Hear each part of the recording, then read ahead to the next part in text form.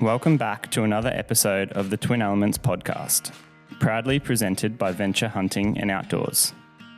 If you're like us and passionate about hunting, spearfishing, and many other outdoor-related pursuits, with an eagerness to fast-track your learning, then this podcast is perfect for you.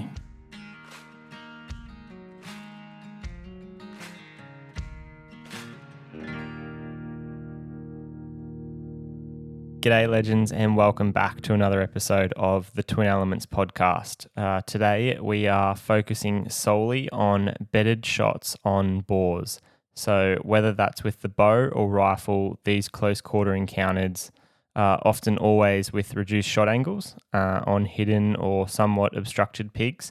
And to be honest, they require plenty of thought and almost always demand top quality gear, whether that's the projectile or the pointy end of the arrow in the bow hunter's instance.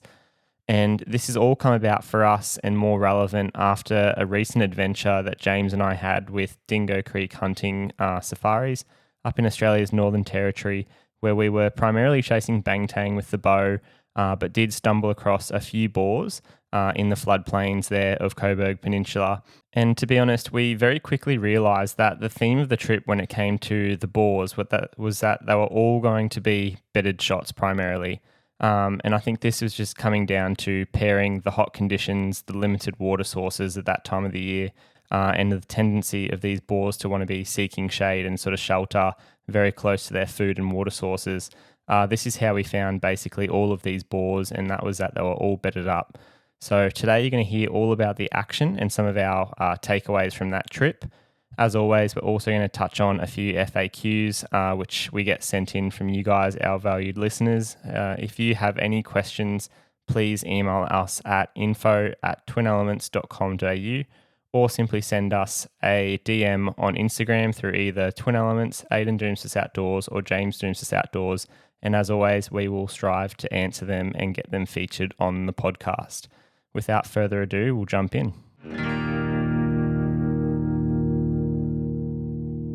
Whether it's hunting, fishing, hiking, or any other activity in the great outdoors, Dog and Gun Coffee is ready to fuel your adventures.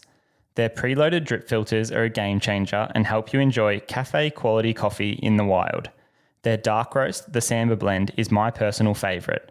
The legends over at Dog and Gun Coffee have extended their support to you to help us discover your brew of choice today. Use code TWIN10, that's numerical number 10, at checkout for $10 off your first order. So as you guys would have seen, I'm sure, our part 3 and part 4 of our banteng and boar hunting series up in the Northern Territory focuses heavily on bedded boars. So whether that be in wallows or just bedded up in the mud, or beds around sort of this lagoon, this last little bit of water. And really the benefits of hunting these boars in their beds is, it's obvious that they're going to be in a stationary location. So pigs naturally sort of when they're feeding and especially if they're moving from, a bedding area to a feeding area of water, they generally, especially boars, they move quite quickly and it can be quite difficult to keep up with them. Whereas when they're stationary, bedded, you've got all the time in the world, really, unless they're going to get up and leave the watercourse or like even in a bedding area, whether it be in a creek, like they tend to not get up too much and go and move to a different bed. Like typically speaking, they're going to stay there. They might shuffle around and relocate their location within that bed, but they're fairly stationary. The next thing is, given that it's going to be likely that they're fairly well covered up and protected, whether it be with, fallen logs or under the bank of a creek or something like that, or even mud or water, you're talking about close range shooting, which is fantastic, whether it be a bow or a rifle, firstly from the challenge of the hunt, but also just the fun of getting in there, just to make sure that you're going to be successful and hit the animal where it's required. And thirdly, once you've found that pig, you've essentially got the element of surprise. Like you can take as long as you want to get in there, prefacing that the wind is going to stay good and true, because really then the only thing that's going to scare that animal is you being too noisy on your approach or you getting seen on your approach, which with correct planning, it should be a variable that you can control. And I think just to build on these points further, especially considering what James mentioned there about animals that are up and about feeding, normally with a big mature feral boar, it's that first couple of minutes of daylight, last couple of minutes of the day when they're coming back out to feed. And then primarily they're going to be nocturnal, hiding in the secrecy of darkness or the shadows sort of thing, especially in the mountains. So one of those things that when I think of bedded boars, it's the heat of the day, middle of the day. In theory, the wind should be the best that it's possibly going to be. Sure, when you're hunting some creeks and lagoons and stuff, it might be a bit more fickle. But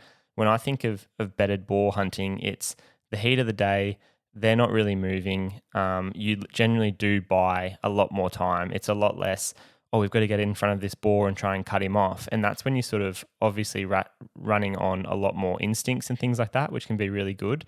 But the bedded boar hunting becomes a lot more slow. And generally once you find the animal or you're hunting in that creek line and you stumble onto one boar, it's amazing how often at times you'll have a second, third, fourth pig in pretty close proximity afterwards, because they're all chasing that same resource. And whether it's just simply shade and a bit of protection close to a feeding or bedding or sort of water point, there's a very high affinity for finding animals in close proximity to one another. Yeah, normally when you find that perfect creek system, whether it be because there's high banks or whether you find that watercourse, and especially talking, northern Australia, like the Cape York area obviously gets a lot of attention, Northern Territory, for chasing these bedded boars, especially out west. Like we're talking about areas where there's limited resources, and the main one being water, like later on in the year when the pigs really concentrate. And obviously we found in these videos this tiny little bit of water that didn't have a croc, and that was the resource that the pigs were really chasing. And then after that, because in places like Cape York and Northern Territory, they're so secluded, you don't necessarily get them. They go and find beds with shelter and stuff like that, which do limit shot angles.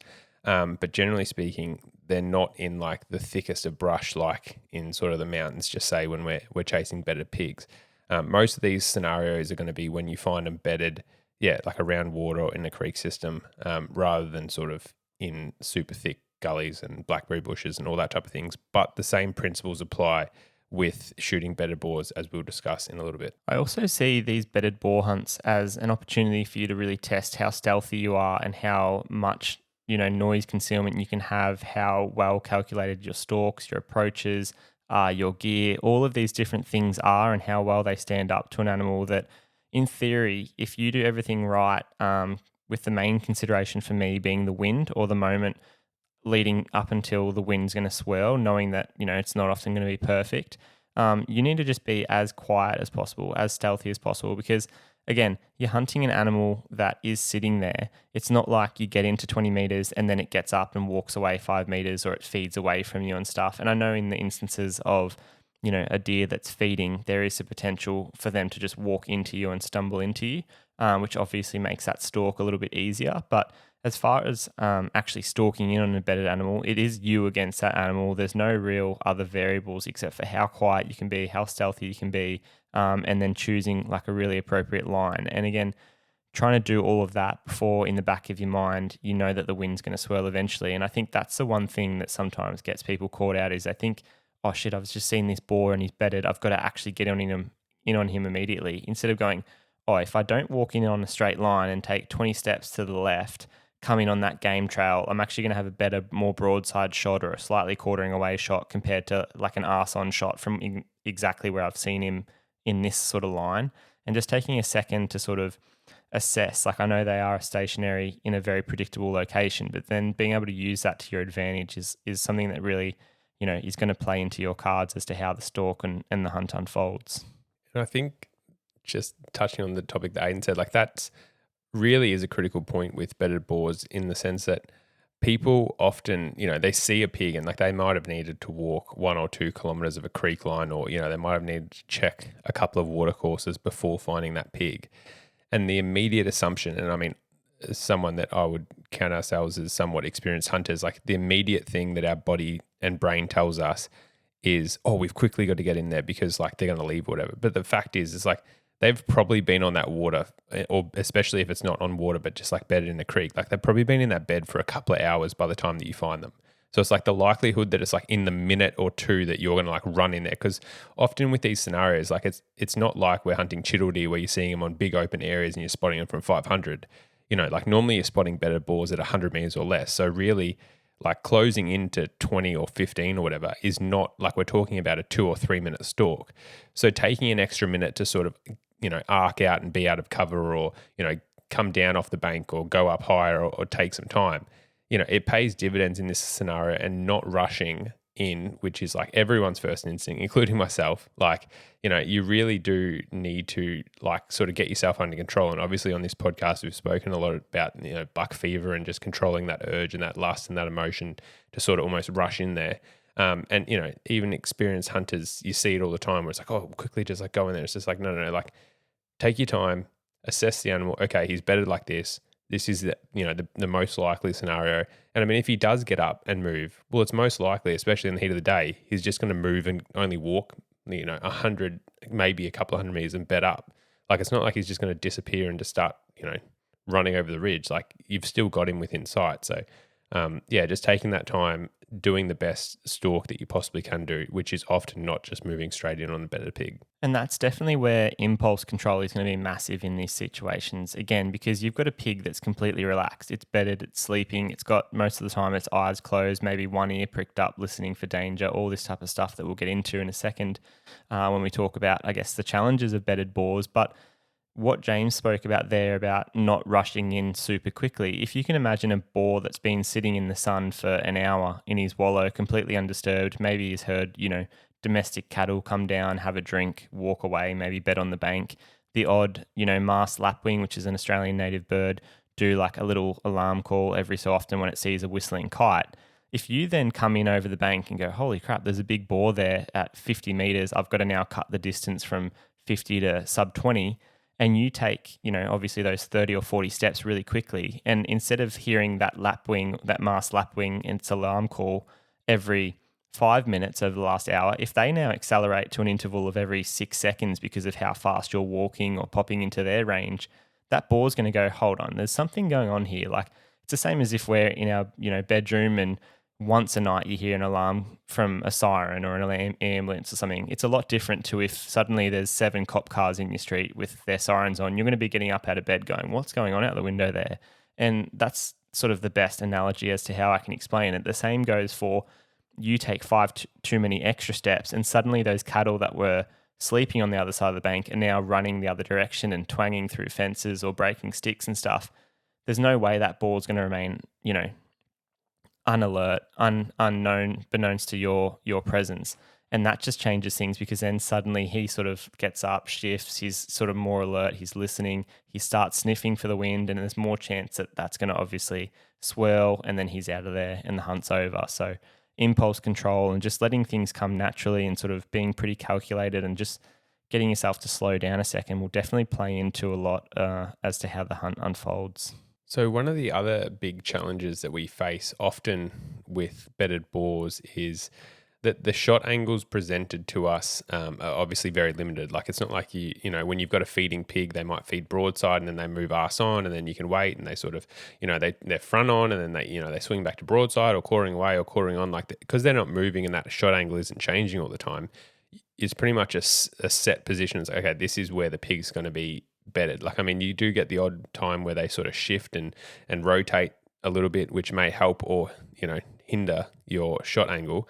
But for the most part, the best thing about it, like we talked about, is that you can predict for it and plan for it. So like, first thing, which way is the wind coming? Secondly, cool, that's where they're lying. And then it's like, okay, this is the angle. And it may be that you have to get up on the bank, or it may be that you have to get up on the dam bank, or it may be that you have to come around 180 degrees from, the direction that you're traveling to try and get in there, wind pending. But the thing is, it's just like you're trying to work out, where and how they're lying. So most of the time, they could be bedding straight upright. So bedding like in what I'd call sternal, where they're sort of on their belly and the base of their chest, like their brisket. But I mean, they can also be bedded on their side where they're leaning directly on their left, and you're sort of shooting them through more between the scapulas down through the top of the back, or potentially even more from the belly up and stuff like that. But really the thing is just making sure that you've got like a strategy in place to work out exactly the way that they're lying, and take some time to get in there and plan your stalk to get the best shot angle available. I think one of the things you've got to acknowledge here as well when it comes to shot angles is we're often forced into either very tight sort of quartering away arse on shots, or very tight quartering front on, quartering on shots, purely based on how those animals are positioned strategically through years and years of evolution, in the sense of a deer, a pig, buffalo, whatever it may be, is quite commonly you'll see them walk, get to a bedding area if it's under a clump of trees, sort of facing the direction where the wind is coming from, a certain position, rolling over their back and hitting them so that they can smell that sort of, 180-degree area, depending on how the wind's traveling. And then also look the opposite way to where they can't smell, but then that's the way they'll often bed down and face. So by knowing this, they're trying to achieve 360-degree views and smell of danger and be completely safe and aware of what's coming. So if we're walking into the wind, we should be preparing most of the time to be coming onto animals that are either facing or looking our direction. There's the off chance where an animal stuffs up in nature, where they've got the wind coming to their face and they're looking that way. And for us, that's perfect, because it means that they're facing, into the wind. We're coming onto their arse, which means we basically have, again, as long as we're quiet, they're never going to see us. Because the wind's blowing straight in our face, they're not going to smell us unless it switches. The biggest thing there is just edging out slowly to achieve either a nice, quartering away or broadside shot. But again, they shouldn't be able to see us or smell us, any of these factors that we're worried about.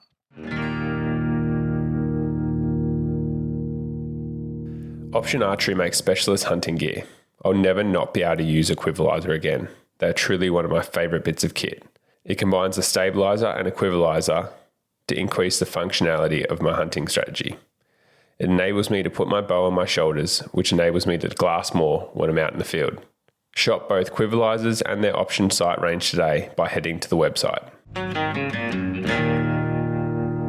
One of the other issues when shooting bedded boars is often there's, water or brush, whether it be leaf litter, obstructing your shot as well. So whether it be in a wallow or whether it be in a bed that a pig's dug, like they often actually bed down and dig, it might be 4, 5, 6 inches down. So often, and depending on how they're lying, like what you can see is you've generally lost like a third of the animal. So what people then do is they sort of, a lot of people with pigs shoot halfway up the body, just say. And so if a third of that pig is already under the waterline or under in the mud, or especially with these boars that you would have seen in these videos, like sometimes they're like almost little submarines, like they're fully submerged in the mud. And the thing is, like, if you then go, oh, I'm going to shoot 50% up of the way of what I can see, well, really you're like almost already outside of their chest cavity. And so really and this is where like taking the time to observe exactly the angle of what they're lying, or exactly how they're how deep you think they're positioned, is super important for making sure that that shot goes into the right place. Because so often we see it, and even from personal experience, where you shoot a pig too high because you don't realize how much of them is submerged in the water or in the mud or in a bed. And then what actually happens is, instead of hitting them, through the center of the lungs, just say, or the top of the heart, you're actually hitting them like really high lung, or, potentially through the spine, or even higher in the backstrap or something like that, because you just don't realize how much of them is down. And so for me personally, like really with bedded pigs and even pigs in the water, whether that be like standing feeding or whether that be in a wallow, like you're pretty much going to be aiming for the brush line or the water line, if not lower. So just to make sure, because really if we tell you that on average a third of the pig is under, well, you pretty much want to be aiming for that bottom third, like the top of the bottom third, if that makes sense. Like that's where the top of the heart's going to be sitting, everything like that. So just trying to go as low as you can and remind yourself that there's sort of more of the pig there is super important, and making sure that you're not just like going for the middle of what's exposed, because you'll just be hitting them way too high, and often you'll be watching them run away with an arrow in the top of their back. I think also having like realistic expectations as to what your projectile or arrow can achieve too. And James said it really well there with like the water lines and what I think of as like obstructions when considering, like, if a boar is bedded in a bit of a dry wallow, or maybe has a little bit of water on his belly, but then he's laying there, you can see his left-hand side and his right-hand side's right up against the bank. There's no way any arrow of any design, any, specific specifications or strength or anything like that, shooting out of even a 100-pound bow, is going to punch through that pig's left-hand side shoulder, through the right-hand side shoulder, and disappear into basically cement. If you imagine like the Northern Territory, like water bank, for example, or a bank or a bit of brush. Maybe if it's sand or something like that, it might be able to punch through. But you've got to have the expectation that your entry is exactly where you want it, and you're aiming ideally for a really good offside shot. And if it keeps going and that arrow passes through, then great. But what you would have seen in a lot of our videos is that we only got probably a third, 2/3, half the arrow penetration, and not by fault of the arrow. It's purely fault of the circumstance in these situations where the arrow's got so much kinetic energy, it's hitting the animal, but then that bank or that basically, obstruction on the other side stops all its momentum. So you're really relying on, you got to think there as well, because that arrow is not going through and achieving a complete pass through. That one hole that you've achieved, again, on this example, on the left-hand side of that bore, is still half closed up by the arrow. So you're relying on that arrow getting in there, again, your broadhead and stuff doing the right job, and that animal hopefully expiring within, a close proximity to where you've shot it, so that the blood trail is not difficult. Because in most instances, if you say to me, do you want an entry and an exit, 2 holes in an animal that you've shot, I'd be like, yep, 100% of the time, that's what I'd prefer compared to an entry versus, entry exit. And I think just by being realistic, so if you think, oh, I'm going to put this arrow in here and hopefully it comes out there, with bedded shots, quite often it's not actually what occurs. You are getting that entry, but sometimes some of these pigs that we were shooting and killing, we were just lucky we knew where we had to aim to get 6 inches of peno, 8 inches of peno, 10 inches of peno, and that was enough to actually bring, a 100 kilo boar down within bow range and have him expire within 30 to 40 meters.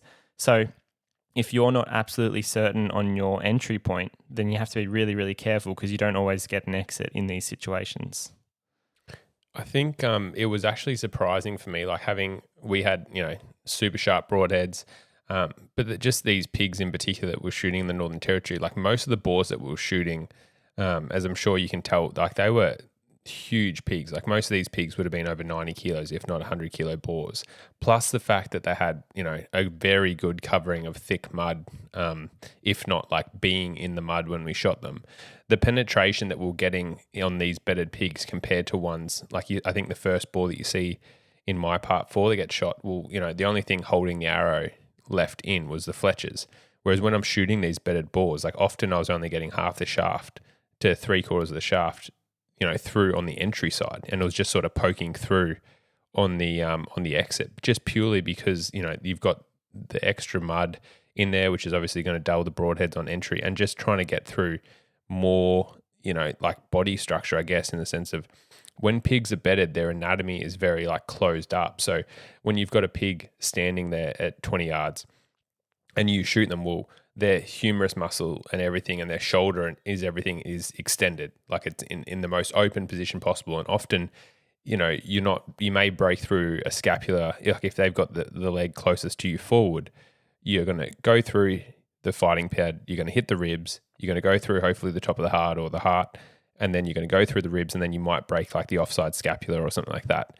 Whereas with these bedded boars, because they've got their sort of legs tucked up, especially if they're bedded sternally or even on the side, on a 45-degree angle, just say, you're often shooting through like bone. So you're often going through the scapula, then through the scapula, through fighting shield, through the scapula, and then through into the ribs, and then into the heart, hopefully, and then out the other side. And you've got to compete with the exact same on the other side, which obviously going through that much more bone structure is going to decrease your penetration dramatically.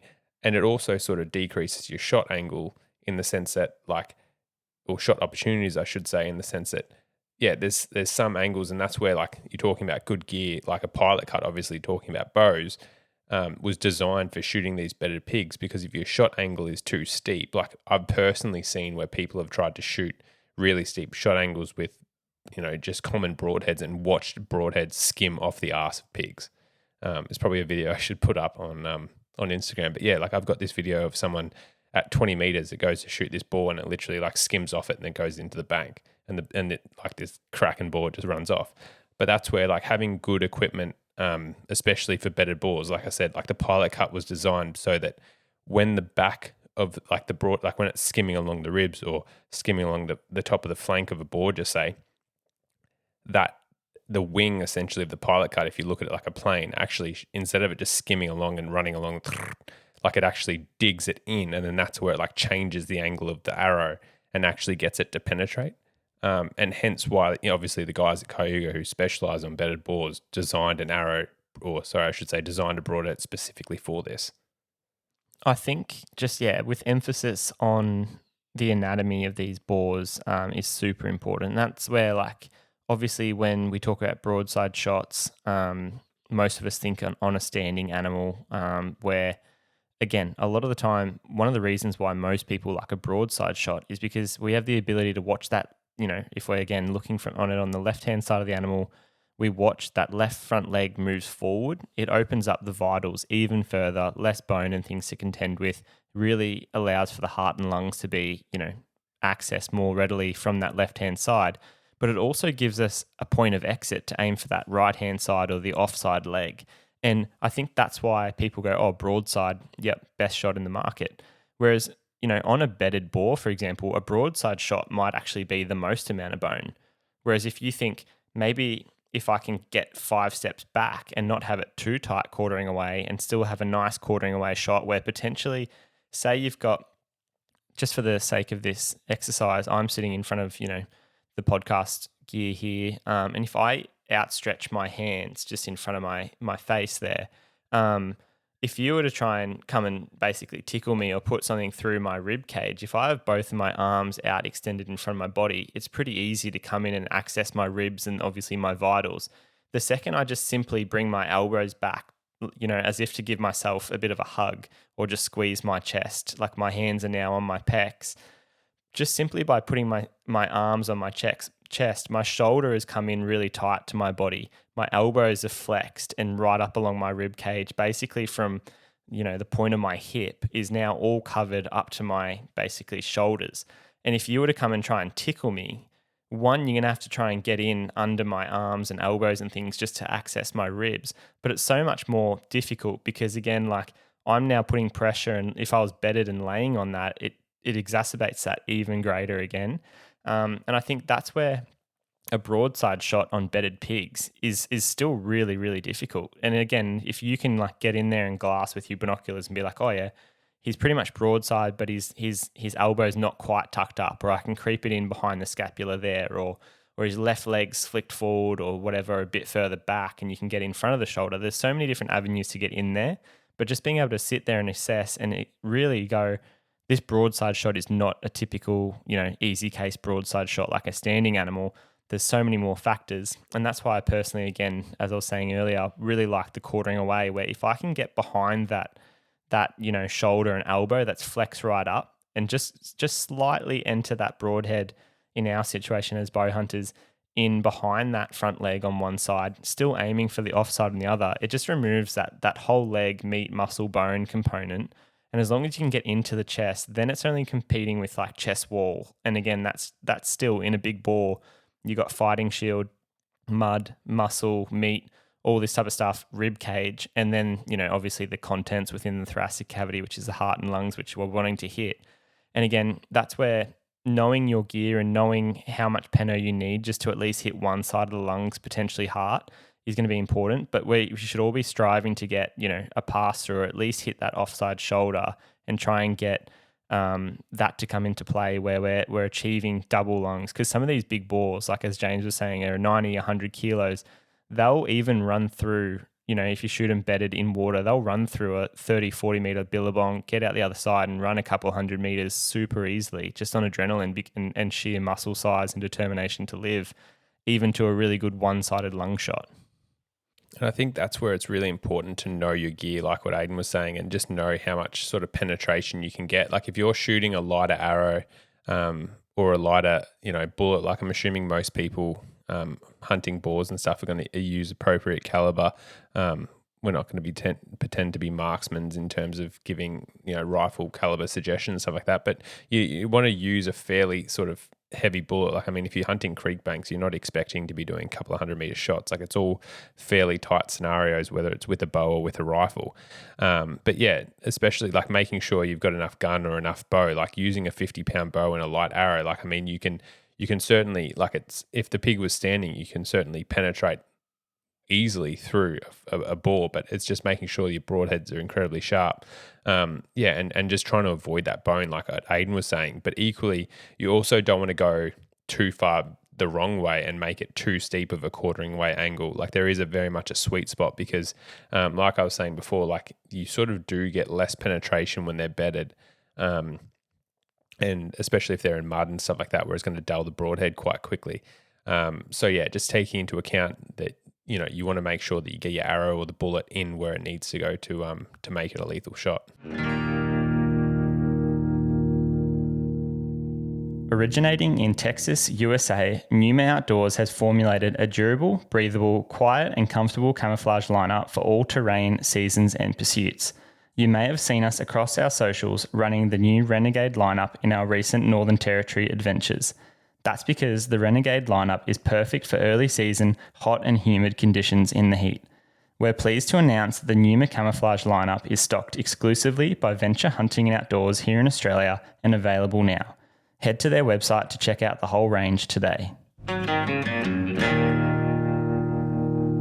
So we've just touched on quite a few of the challenges, and there's definitely going to be more that we haven't necessarily talked about there, but hopefully you can get a bit of understanding as to why what we're going to get into now with gear choices is so important. And I guess from a bow hunting perspective, some of the factors that we look at immediately, I know both James and I, we shoot different broadheads. He's shooting the 150 grain pilot cuts from Cayuga, and I'm shooting their 150 grain Zots, which are a 2-blade broadhead. James simply has added in the bleeders, but the commonality there is that we're both shooting solid 2-blade broadheads. And I think that's super important when you're considering bedded bores, is because, there are going to be blokes out there that are shooting them with 3-blade broadheads. But immediately when you start thinking about reduced penetration on bedded bores in particular, and then you think about one of the benefits of a 3-blade broadhead is going to be, increased cutting diameter, increased blood trails, all these types of things. That's all great. But if you've got, knowing the biology and the background of these bedded bores and potentially having decreased penetration as a thing, if you know that your gear then has decreased penetration as a feature of a 3-blade broadhead, then you're going to obviously be stacking it up against it. And another thing when it comes to broadheads that we really like about these solid 2-blade broadheads that we're running from Cayuga is that they're cut on contact.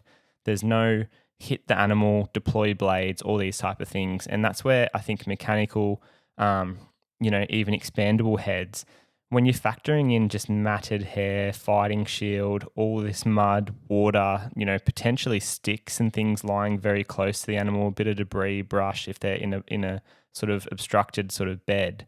There's just so many variables there that, make it hard for that broadhead to do its job. So again, we've always sort of really enjoyed shooting 2-blade broadheads.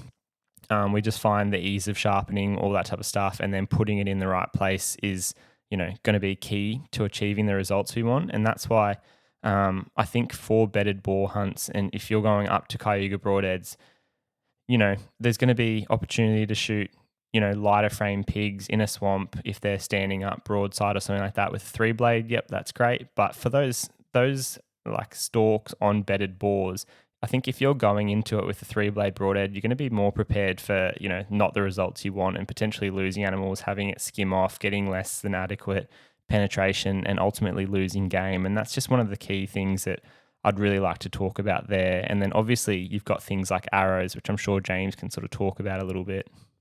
Yeah, I think definitely just talking about how much bone structure you're potentially going to need to punch through. Obviously have a bow, obviously have an arrow set up that, corresponds with the weight of the bow that you're shooting. Equally the same with, bullets, like have a bullet weight that corresponds to the gun that you're shooting and the caliber. But I think the big thing is making sure, specifically to arrows, that you've, like for me, an outsert scenario is very important, and like a really strong supported outsert, because often, that's when you see these deflections and deviations, and even arrows snapping if you're using like poorer quality. I don't want to name any of these shafts, but you do pay for the arrow that you purchase, I guess. And there's nothing worse than going on these big trips. Like I imagine most people going up north to hunt these bedded boars, or going out west. Like there's quite not only a time in travel, but also time in just time away and, investment away from family and stuff. And obviously we love doing these sort of hunts, but just making sure you get the most out of it. And I'd hate for people's gear to let themselves down. Like Ayden and I run day 6 arrows, or day 6 shafts, I should say. But just making sure that you've got a really strong, well-researched shaft that has a good outsert, that is going to stand up to any bone. If you do have to punch it through that humerus or shoulder, or potentially if the pig's lying on its side and you've got to like punch through its spine or the top of its scapula or something like that, just knowing that it's going to do the job and it's not going to break or deviate, a couple of inches in, because there's nothing worse than, you've finally found the pig of your dreams. You can see there's a couple of inches of ivory hanging out the front of its jaw, and then you shoot it with either, a caliber that's, too small and, it expands, just say, with a rifle, it expands, hits the mud and expands, and you only get a little bit of peno and the ball runs off, or with an arrow, or a mechanical or something like that, where it expands on the mud and doesn't get the penetration required, or it gets sort of bound up in the bone structure of the shoulder or the ribs, and it doesn't actually get into where it goes. Because these are often, we're talking about, like, sometimes they can be wrung out old boars, especially if it's a bad season, it's really dry, like where you've got these big frame pigs but there's not much, like there's a lot of muscle wastage and stuff. But sometimes you can get these swamp behemoths too that are just huge boars, like 90, 100 plus kilo pigs, where, like we're talking about an inch or more of fighting shield plus all this bone structure. So making sure that you've got good gear that's going to stand up, as you've heard from us time and time again, is critically important. So making sure you've got a good broadhead and a good arrow is definitely going to help you on this hunt. I want to also just take a step back from, I guess, the pointy end and what's doing the damage, and just come back to like the sight and the sight housing too, because I think it's really important from a perspective of knowing how your arrow flies, especially when you're considering a boar that may be bedded under a bit of a bush or a fallen log or a limb, or shooting, you want to shoot over a certain amount of water or a bank or something like that, but shoot under that log. If you've never really shot your bow from a kneeling position, a standing position, a squatting position, a seated position, a on hands and knees position, because it's easy enough to get back to full draw on these bedded pigs. Again, most of the time they've got their eyes shut. But if you've never taken a shot, from your knees to get under a limb, and don't know how your bow or your arrow comes out of that bow, and how your sight housing needs to be positioned, or if you've got a fixed pin sight where all 3 pins are covering that pig at 12 meters, and you're trying to make sure that top pin that you want to be using, your 10 meter pin, is really clear on it, that's where something like, we've been shooting the option archery sights lately, and I really loved it over the rut for being able to have the single pin clarity, I guess, and just one option. But then also I can flick that away or flick it forward depending on how you're looking at it, and have 3 or 4 or 5 pins come up. Because again, there is benefit to having multi-pin sights in these situations. Say the boar's at 10 meters and you want to make a shot, or you think, I'm going to get to 10 meters, but he suddenly gets up and runs off and stops on the bank at 30. By having multiple pins, you can still shoot him at 30 if he presents that shot and isn't too aware. Like, there's definitely a benefit to having multi-pins. But say you do get to 10 or 12 meters or 16 meters, and you go, geez, if he's at 15 meters, do I use my 10 meter pin or do I use my 20 meter pin? If you've got a pin with a slider, you can just adjust that to 15 meters precisely, whip out all the fixed pins that you've got, and shoot it with a single pin. Just having that, I guess, one floating pin over the animal, knowing how that arrow is going to fly out of the bow, and the fact that it's going to hit exactly where you're aiming, is going to be a really cool avenue, and something that obviously is going to make your success and outcome much better and more beneficial. So we've jumped into the pros and cons of shooting bedded boar. We've discussed all the gear, and I think now we might change it up and just share some of our favorite stories from the part 3 and part 4 hunt that you guys saw. So for me, definitely my favorite stalk for sure it wasn't really a stalk in the sense we obviously, if you've watched the videos, there was this little clump of water that was probably about the size of a tennis ball court, that was the only one that we reckon that didn't have a crocodile in it, after seeing a few swamps with crocodiles and plenty of croc slides and, areas where they were sunning themselves and whatnot. And we found this one spot that just was an oasis for pigs, I guess. And after Ayden had his fantastic day and got a couple of good boars, we decided to go back because we had some time, and we went back straight to the water, knowing that middle of the day pigs are going to be bedded, and we're sort of sitting there glassing some pigs on the far side, and to our surprise, we like looked into the mud that we just hadn't even seen, and here, like 25 meters away already, are these. First I should say there was this one boar, and this pig is like up to its pretty much the base of its chin, like a little submarine, I guess, in this mud. Like you can just see the top of his back, and his ears, and the rest of him's like submerged. And we didn't even realize because there was a second boar there, hidden behind the log, and so it actually got all the way in there, and we're only it must have been like 12 meters or 13 meters, like fairly close quarters.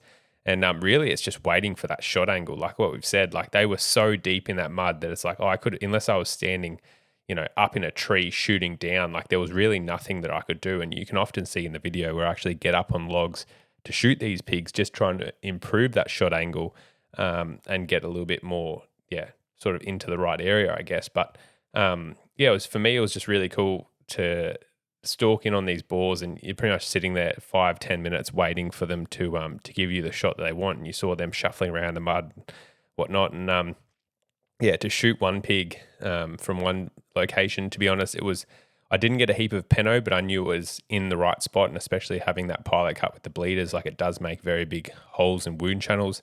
Just back the broadhead that it did its job. It didn't get, like I said, didn't get a heap of peno. It probably only got 15 inches of peno or so, and was a fairly steep quartering angle. But to watch that first ball run up, get out of the mud and sort of stumble over a log, and you don't see it in the video, but it pretty much went another like 10 steps behind some timber and fell over, and to quickly put another arrow on while the other boar sort of like, I guess he wasn't even disturbed, which was crazy, but sort of get up and shift to another wallow, and then draw back and go, oi, oi, oi, and he got up and runs out, and then shoot him, and to shoot two like huge cracking boars pretty much from the same location, just turning 20 degrees change in angle was awesome. And just to see these pigs, like I don't know, like you see in the video me trying to pull these pigs out, so I don't imagine how hard it was. Like they're pretty much buried in there, trying to escape the heat of the day and get a bit of probably ectoparasites off them, but also just cool down as well. But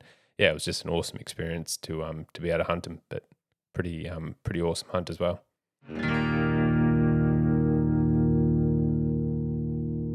Whether you're making your way up a scree cliff or hiking a distant trail, you want to be confident in the boots that you wear. And for Ayden and I, that means Lower. We've been running the Lower Ranger GTX3s for over 5 years now, and we've never even had a blister. We've teamed up with the Lower team to extend their generosity to you to get you a unique 10% off code. By using the code TWINELEMENTS10 at checkout to get 10% off your next order. We know you're going to love them. I think my favourite hunt, coming back a day, and this is all seen on part 3 of that YouTube series of the banteng and boar bow hunt that's now live and everyone's hopefully seen a little bit of, would be, again, another double up on boars. And it was probably just the closeness and proximity of these big boars to just basically be sitting in each other's laps. And I think, again, it was just based, as James said, on that resource and that drying up resource of the water, being close to their food source, and probably the factor that, we were hunting in Australia's Cobourg Peninsula, where it's just infested with crocodiles, heaps of big saltwater crocodiles that obviously prey on these pigs. And the only reason I can think of those boars being in that one specific swamp was that they must have known something that we didn't. They knew that maybe there wasn't a crocodile feeding under that swamp or something like that, but they were happy enough to go in there and game enough to go in there. And anyway, that brings us to my stalk where, again, we'd shot a few pigs this day. Like I'd shot probably 2 or 3 other handy boars from memory, and we were getting up closer to sort of dark and nightfall, and I was sort of thinking, how much better can this get? When just as we neared this water source, one boar actually stood up, and I saw this pig and I saw his big ears and big floppy ears and just his frame, and I was like, he's easily 100 kilos, like good pig. I could see his ivory from a long way away. And he just stood up and rebedded. And I remember looking at James, like, and the wind wasn't very good. And I just said to James, like, we're going to need to get in on him. And we're also going to need to, like, shoot him at probably 5 meters or less. Like, we're going to have to, because where he was bedded was these massive big sort of swamps and mangrovey plants and trees and stuff had these big sort of root bases. He was right in amongst them, but there was so much deadfall from, probably previous storms and things like that, and just, the harsh environment where these trees were dying and whatnot. And we sort of, James and I are creeping in there over this really dry, crackly mud. And I remember just thinking, geez, like it's going to be tricky to get in unconcealed and have him, not know we're there. And we did eventually get into about 5 meters, and I drew back, and unbeknownst to me, James was filming just over my right-hand side shoulder. So I'd drawn back, was completely hidden by this boar, and I was just trying to edge out of the tree to sort of uncover what shot angle was presented, knowing that I kind of saw him bedding, quartering onto us. And as you'll see in the video, as I sort of edge around the tree, the boar was already up, to my surprise, looking at us. Like he'd already seen or heard something in that last approach. And when my eye met, him at less than 5 meters, he kind of didn't get enough of us as to know what was wrong. And again, we're hunting in an extremely, extremely remote place where these pigs have probably never ever seen, smelt, heard humans, nothing like that, unless it's some of the indigenous people that live on nearby communities. But again, it was so far in the middle of nowhere that I'd say that's probably like unlikely. And I guess knowing this, when the boar sort of saw enough of an outline behind this tree to go, nah, something's going on, I don't like it, I knew that by being at full draw, I was going to get a shot opportunity. And I was just lucky that he ran out to a spot and sort of stopped with a few oys to what we'd let out. He ended up stopping, still sort of slightly broadside quartering on. And I was able to shoot, and he didn't necessarily duck the string, but because he was aware, like it did hit him, and he kind of rolled with it. And again, didn't achieve much peno, but I'd hit him in the point of the shoulder and knew the broadhead. Again, a solid 2-blade had done the job. And as he was sort of sitting there spinning in a circle, thrashing, I looked over, like, because I was looking at where it just ended up. I looked over him, and less than 50 meters away, there was this other boar. And I just remember seeing like ivory sticking out of his jaw as he sat there sort of under this big log. And he was just sitting there almost like a dog laying on its sort of side with its legs out. And this thing was a monster as well. And again, I could see the hooks laying there, and I knew this pig that we just shot was dead. And we basically walked past him, kept going to this next pig, snuck into like 15 or so meters, and you'll see I end up shooting him sort of just before the scapula. So it was sort of slightly quartering on before the scapula on one side, and that arrow just disappears into the fletchers, and sure enough, he went like 30 or 40 meters or whatever it was, and succumbed to the effects of the arrow. And we dragged those two boars together, and it was just a bit of a like pinch yourself sort of moment as to, we'd walked for tens of kilometers that morning without seeing a heap. Like, don't get us wrong, we'd seen heaps of wildlife, like a lot of, crocodiles, a lot of buffalo, a lot of, even banteng bulls and all this type of stuff, but we just couldn't find any pigs. And then as soon as that setting and that scenery was right, and in this instance, it was that one little secluded waterhole, we just it was like unearthed in front of us, just tens of opportunities on bedded boars. And to go and do that, it was sort of how good is this kind of moment. I honestly think some of that bow hunting, and I think probably part 4 more so when James went back and sort of had an accelerated version of what I'd achieved in that day or that afternoon of hunting a few good boars and finding that swamp sort of later in the afternoon. James was able to go and relive that the next day when it had already been a little bit pressured, so some of the boars were probably gone. But I think, again, just with that depleted resource, them coming into a water source that they needed in the middle of nowhere, like he had one of the best days of bow hunting in his life, let alone anyone's life that I've ever seen. Like some of the pigs that we managed to take were just exceptional, and the sense of adventure was unreal, like second to none. So it was an amazing experience, and you guys can all go and watch that now on the YouTube channel. Well, thank you guys for tuning into this episode. Hopefully you've got the fundamentals down now to take on and tackle any bedded boars that you see, hopefully not physically, but hopefully with your bow or your rifle. I mean, if you want to do that physically, have at it. But hopefully you know the things to think about and take into consideration in planning your stalk. And then, just, whether you are planning one of these big trips out west or up north, even some stuff around gear just to be well prepared for your trip. But now we're just going to jump into our FAQ, our question segment. So if you guys have a question that you'd like us to answer on the podcast, please send it in to us either on social media at Instagram at the Twin Elements account, Ayden Doumtsis Outdoors, or James Doumtsis Outdoors account, or you can email us at info@twinelements.com.au with the subject line FAQ, and we will get to it on a future podcast. But this question came in from Stephen Dorr. The question was, hey lads, absolutely frothing all your recent content, especially everything on the podcast.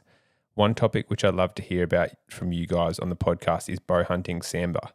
I've hunted them once before with a rifle, and I'm lucky enough to be heading back to Victoria in September, this time with the hopes to take one with the bow. This doesn't seem to be a whole lot of hunting. There doesn't seem to be a whole lot of bow hunting specific content about them, so I'd love to hear from your experiences with them. Many thanks in advance. Steve from Western Australia. Alrighty, so I'm happy to tackle this one as there was a period of my life there where I was pretty dedicated and sort of somewhat obsessed with sambar deer, probably hunting them 3 to 4 times a week at a minimum, not too far from home there in Victoria as a young lad.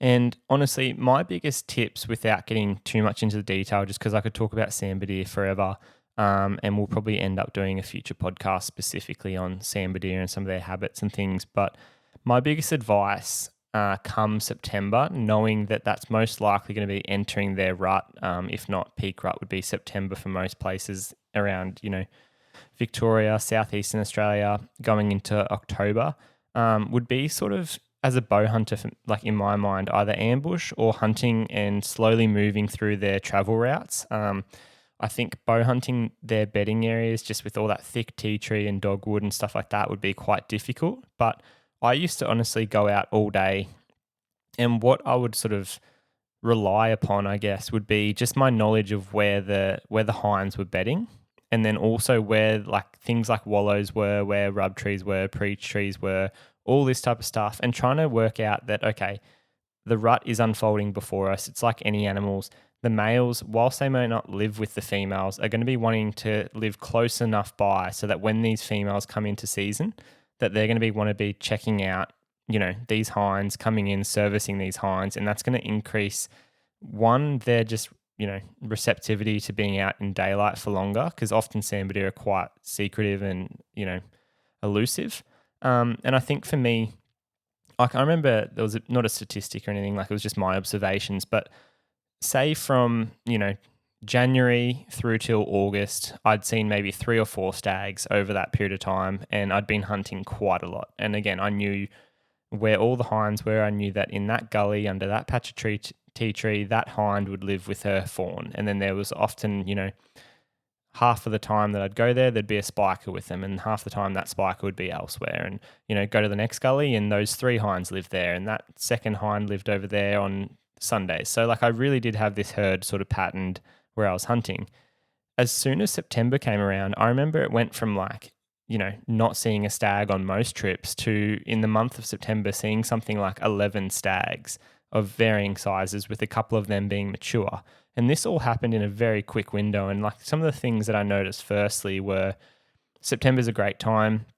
Again, once I start seeing sort of in Victoria, you get a lot of those wattles and stuff. Once they start blossoming and flowering and you see all that yellow flower, it's a great time to be hunting sambar deer. So Steve, like you're in the right ballpark there for rutting activity, but just being super alert and like being able to observe where the rubs are, like, because it's all good knowing where one big cherry tree is that gets smashed, throughout the year. But if you start noticing a few like real fresh rubs on one particular game trail where they're just hitting a few of these little saplings and stuff like that, it might get, and that there's a wallow in that gully and you're starting to notice a bit more fresh mud from that wallow on trees, I would be trying to, in the last, hour of light, if the wind permits, sitting off that. And you don't necessarily have to be sitting on the wallow, but sometimes I would go, okay, the wallow's there, where I think the stags are bedding is here.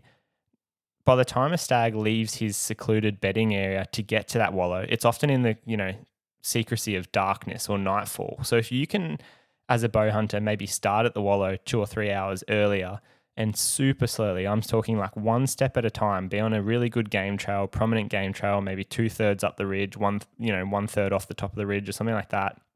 Walk along with the wind in your face is essential.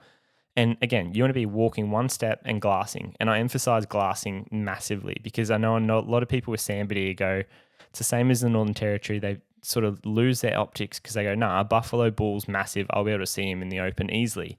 And that's fine most of the time. But if a sambar deer is covered by 3 branches, it's amazing how a deer that's probably 250, 300 kilos just blends into that bush so seamlessly. And especially when you've got thick dogwood, thick tea tree, blackberries, whatever country you're sort of hunting in, they just disappear so easily. And honestly, a sambar deer, I think where a lot of people go wrong is they see them and they have the urge to try and get in on them so quickly because they have the tendency to just vanish, take 2 steps into the bush, and people are like, no, they disappeared.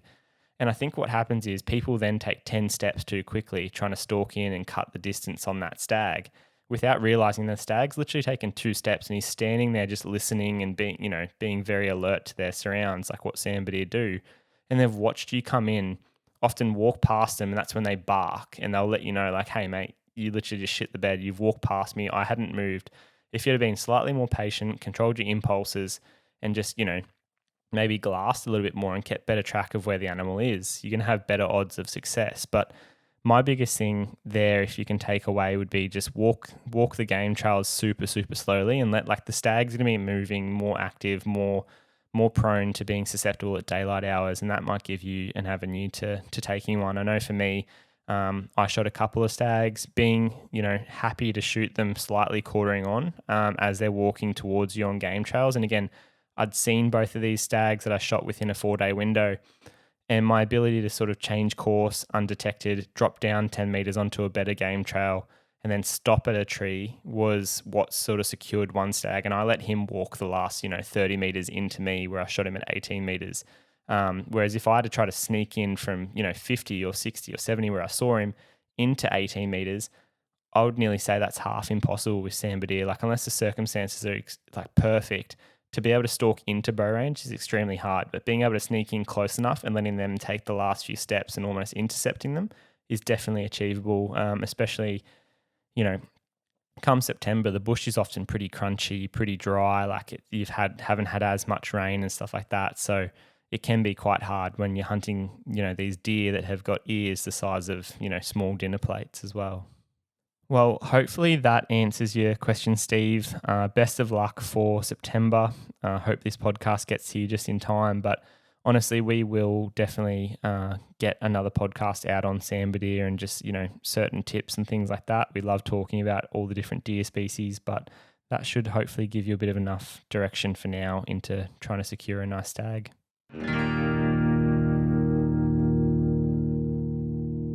Need a caffeine hit? We've got you covered. Power your passions with OzCaff Energy. Designed to be convenient, discreet and portable.